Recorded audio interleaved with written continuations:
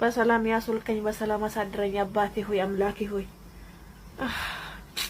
ውድ አድርገኝ እስቲ እንደ ዳቦዬ እንደ የሩታ ዳቦና የዋንቲያን ዳቦ አርግልኝ። የኔን ዳቦ የዋንቲያን ዳቦና የሩታን ዳቦ አርግልኝ። ዳቦዬን አምላኬ እስቲ ሞቅ አርግልኝ።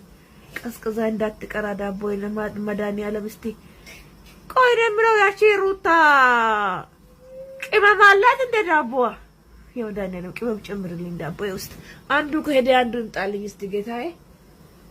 አጥፍልኝ እኔ ውድ አጥፋ አንተ መብራቱን።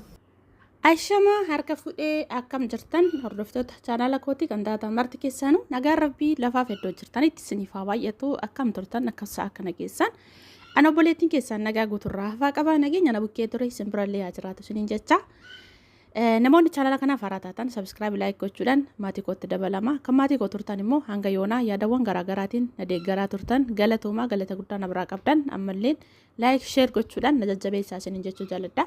Egaa viidiyoo gabaabduu tana jalqaba irratti akkuma argitanitti jechuudha tigisti alana dhaqaa dhattee dhugaan isiniin jira dhugaa baay'ee tokko maaliif akka ta'e hin beeku yeroo baay'ee illee jechuudha nama ishee jajjabeessuu kan nama ishee deeggaruun ture garuu gaafa maaltu jira beektu mammaaksi tokko beeka jettee niitiin qeessii matsaafa dhiqxee akkuma jedhan sana iddoo tokkotti jechuudha qalladuunis qoosuunis osuma jiru akkuma jirutti ta'e jechuudha bakka tokkotti safuu Oromoon cabsinaa ijoollee maal taatan dhugaan isiniin jedha. Fakkeenyaaf amma jarri kuni already isaan akka ati kallattii ati itti fudhatte kanaani dhuguma isaan jaalalli namni isaaniif yookaan mucayyoo kanaaf jaalalaaf maraatee dhuguma ishee jaalatanii sitti fakkaatiin jechuudha. Sijammar jalqabayyuu kan mucaa kana dhaqee jaalala gaafate ishee miti ofii ishee firraa qabamtee dhaqxee gaafatte akka ati fudhatte kanatti jechuudha. Garuu viidiyoo kan keemmoo warri du'iitii godhan eenyudha beektaa?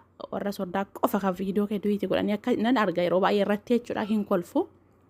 Kanaafi maaliif jennaani Oromoon safuu beeka bakka tokkotti dhugaan isiniin jedha maaliif waan boru deebi'ee isin saalfachiisu waan boru deebi'ee dhala keessan irratti isin saalfachiisuu danda'u wantoota tokko jechoota gaafa jettan madaalladhaatii dubbadhaan isiniin jedha obboleewwan koo yoo dogoggore dhiifama isiniin jechaati jechuudhaan namni waan itti dhaga'ame irraa dubbata.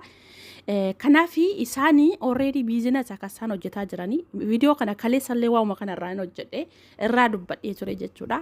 Haa ta'u malee isaan amma ofii isaaniiti faayidaa maallaqa akkatti ittiin namoota baay'eetu irraa dubbataa jira. Already diraamaa isaanii kan miilanaa jechuudha.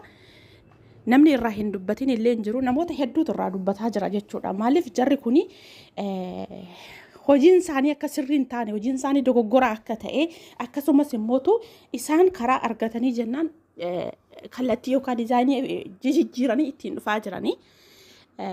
Kan warri jala deemee harka dha'u suni eenyu kabadii qabu warra isaan hordofu kallattiiwwan garaagaraatiin warra isaan jajjabeessu sanii kana namoonni meeqatamni irratti dubbataa jira. Sana haa ta'u garuu ijoolleen keenya gizee tokko jechuudha bakka kanatti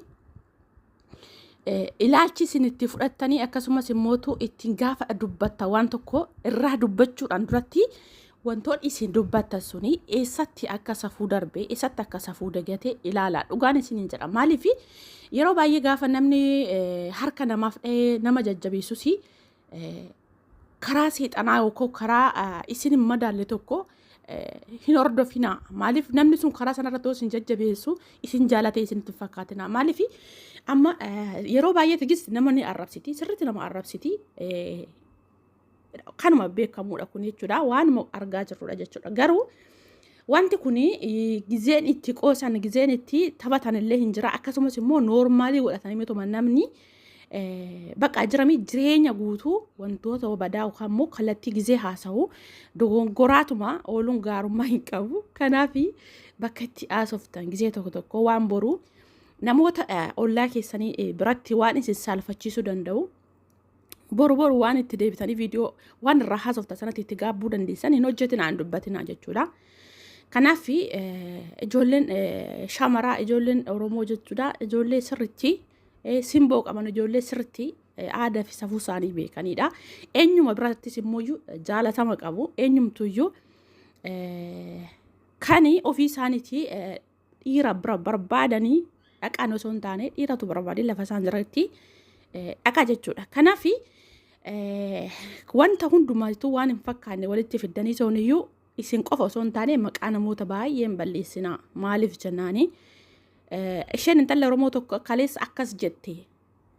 Akkasnaa godhi akka baluutitti akkasnaaf jettee kadhatteedha. Isin hin jedhu namni gaafa gara biraatiitti hiikkatu jechuudha. Kun ilaalcha kan kooti. Tarii isin ilaalchi keessan kan biraa ta'uu danda'a.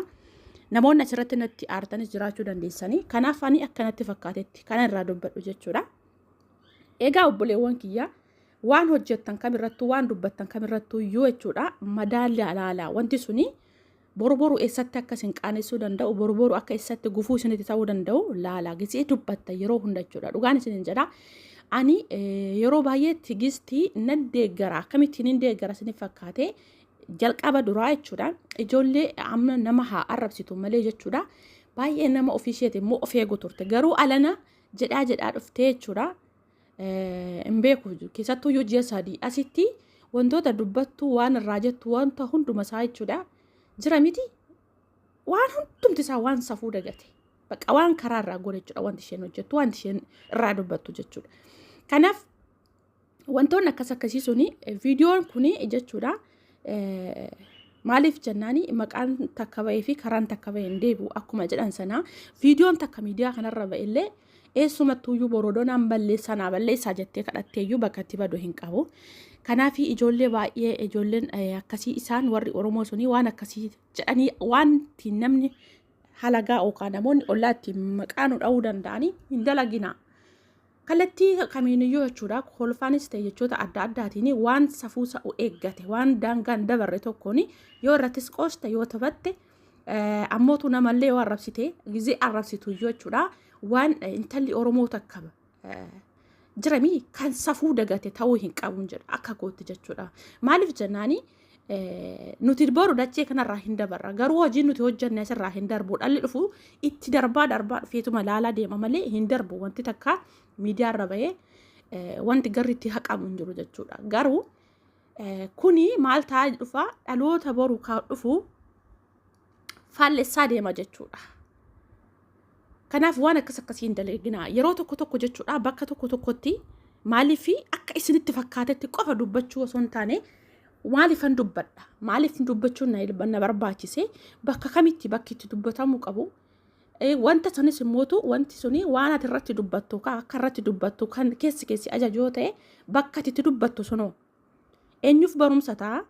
Eenyuun immootu miidhuu danda'a? Boruu ana'uu deebi'een arrabsiisuu danda'a? Maqaa kan koo na yaamsisuu danda'a?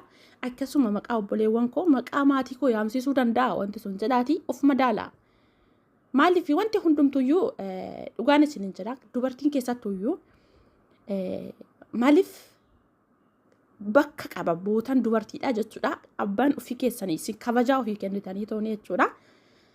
Iddoo guddaa ofii qabdanii akkasumas immootu jechoota dubbattan irratti waan hojjettan irratti madaallii ofiif kennitanii kabajaa guddaa yoo ofiif qabaattanii dhugaan isin hin jedha. Lafa isin jirtan namni kamiyyuu jechuudha. Baatiriin barbaade lafa isin jirtan dhufa jechuudha. Kanaaf nama akkasii ta'a. Intalli Oromoo baay'ee kan safuu beektu kan eenyumaaf iyyuu jechoota dubbattu irrattis ta'e waan gootu irrattis ta'e kan of madaaltee dubbachuu dandeessudha waan ta'eef kanaaf namoota baay'ee immoo fiddanii ittiin duubachi maqaa hin dhoofsiisinaadha waan hojjettan irratti of madaalaan isin jira obboleewwan koo. Miidiyaan kuni eenyumtiyyuu namni miidiyaa kanarra ba'e namni qalbii guutuu qabu hin jiru. Hundumti isaa kan qalbii dhabeedha. Maaliif jennaani gaafa gara miidiyaa kana dhufu nama cawaa nama nagaa tura. Akkas ji'a takka ji'a lama miidiyaa kanarra ture jennaani seexana maaliif isin jedhaa hojii seexanaa walumaa galatti hojii seexanaa hojjeta jechuun hin danda'ama jechuudha. Kanaaf obboleewwan kiyya maaliif jennaani ani yeroo baay'ee waan an irraa dubbadhuudha. Yeroo baay'ee waan an irraa deddeebi'ee jechoota yookaan immoo viidiyoon ani hojjedhu keessatti jechi kuni waan keessaa namni yeroo baay'ee ni dubbadha jechuudha. Innis maalidha? Miidiyaan akka abbaan itti fayyadameetti gaarummaadhaaf isoo itti fayyadamtan waan nama barsiisu tokkoof isoo itti fayyadamtan akkasuma mootuyyuu waan badaa isoo itti fayyadamtan akka isin itti fayyadamtanidha. Garuu karaa kamtu boruutti nama geessa akkasumas immoo namoota duuba jiraniif fakkeenya ta'a. Anallee hojii koo sanarratti na boonsaa akkasuma immoo waaqayyo biraalleeti eebba argadha waan jedhu ka gaarummaan hojjette malee eenyumtuyyuu karaa badaarra goree ka gaarii ta'ee yookaan waa gaarii argate ani nagarree sin dhageenyes akka kootti jechuudha. Kanaaf obboleewwan kiyya waan gootan irratti of madaalaa. gootanii dubbattanii gaabbuudhaan duratti waan dubbattan irratti waan gootan irratti jiramii wanni hundumtiyyuu safuu yookaan daangaa qaba. Waan daangaa darbee tokko hin dubbatinaa.